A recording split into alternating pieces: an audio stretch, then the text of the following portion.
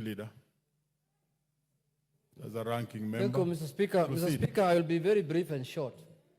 Mr. Speaker, on this matter, Mr. Speaker, this is one of the approval or the appointments that in this House you say give it a chance, Mr. Speaker. It's an approval that you can describe, let's give it a chance, Mr. Speaker. Because, Mr. Speaker, why do I say so? Mr. Speaker, since the new constitution came in place, I don't think this country has gotten it yet right in the appointment of an Inspector General, Mr. Speaker. As you are aware, Mr. Speaker, the Constitution, when it was enacted, was very clear on how... Mr. Speaker, what is this market going on here? Order, Elachi. I know that matter is juicy of court orders, but please, order. Proceed. Thank you, Mr. Speaker. Mr. Speaker, when the new Constitution came into place, the criteria of getting a new IG was very clear, Mr. Speaker. And the office of the Inspector General was made a constitutional office, Mr. Speaker. But what happened?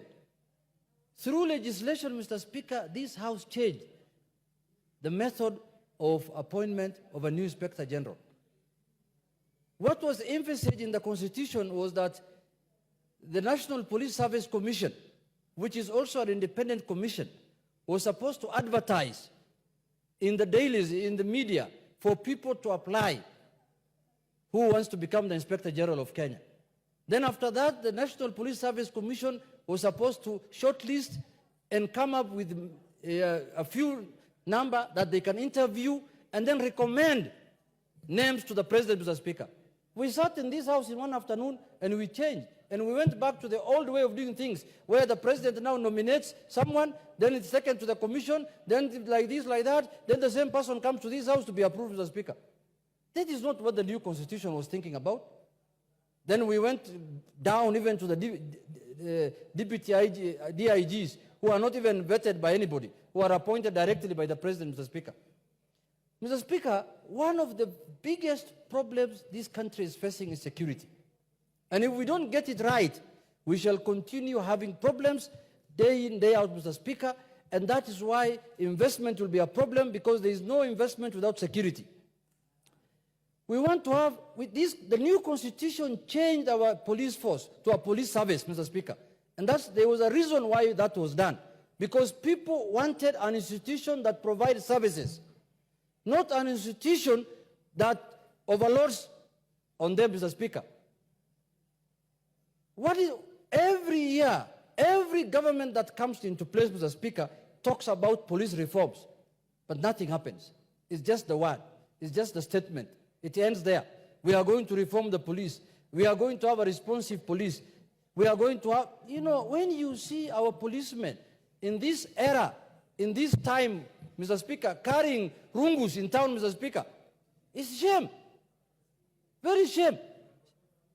They are carrying rungus to beat up citizens, Mr. Speaker. Well, how can that happen, Mr. Speaker, in this era of today? My last thing is, Mr. Speaker, the new police Inspector General must come and address the welfare of the policemen of this country, Mr. Speaker. The kind of places our policemen stay and live with their families, Mr. Speaker, no one can accept to live in that situation who is a member of this House, Mr. Speaker. That issue must be addressed conclusively if the new Inspector General is to leave any legacy, Mr. Speaker. And I want to warn him there, from the floor of this House, if he is going into that office to be used politically, so that he can fight certain political groupings, like the way they fought Azimio when we were doing Mandamano, Mr. Speaker, then he is going for the wrong job. Even though now they are calling it broad-based, we want everybody who is not in broad-based, or who is in broad-based, or who is in broad-nusu, you should make sure that the citizens' rights are upheld, Mr. Speaker. And they are the law enforcers. It is the police that enforces the law, Mr. Speaker. They must enforce the law impartially. If they are going to side, if the Inspector General will be used to do certain sectarian orders, Mr. Speaker, we are going to take action against him in this House. Mr. Speaker, I want to conclude now by saying that Mr. Kanja has been a career policeman. He has served 35 years in the police service, 39 years, I am told. I hope and pray that he will do things differently. I hope and pray that we are going to have a police service that is responsive. And for that reason, I am saying we do this approval based on what is called, let's give it a chance. I'm not saying that I am fully satisfied, but let's give him a chance. We see how he performs. Thank you very much, Mr. Speaker.